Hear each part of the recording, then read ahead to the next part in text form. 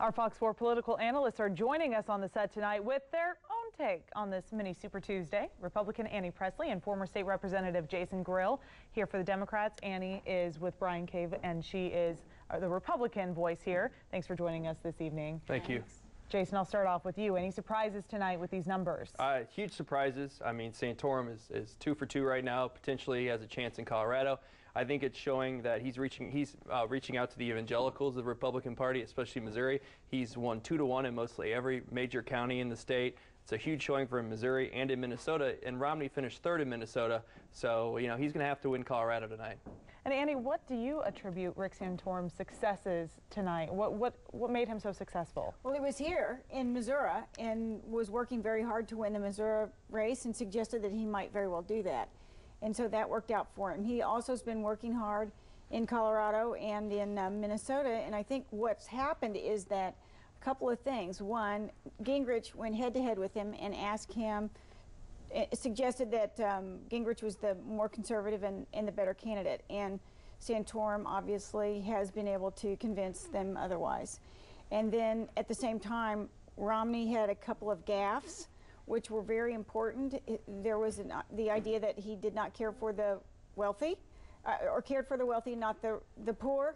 And then he also just took a beating with the money in the advertising. So all of these confluences together helped Santorum pull through.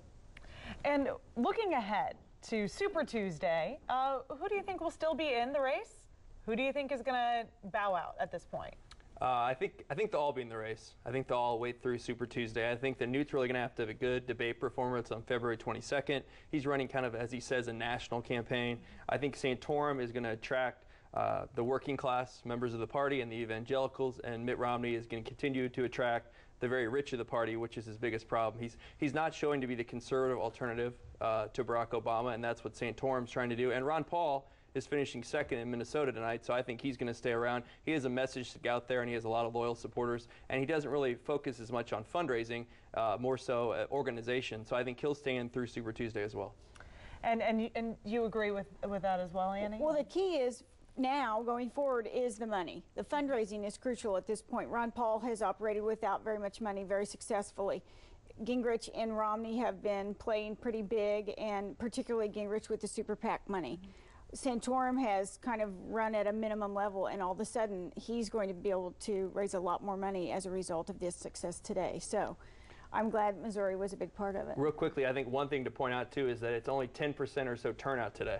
Oh. And that's going to be huge, I mean, because that's not very many voters as we look towards November, with Missouri as a bellwether state between the Republicans and Democrats. Excellent point, Jason. And on that note, we'll end it here. Thank you to our Fox 4 political analysts once again for joining us on this political Tuesday night. Thank you, guys. Thank you.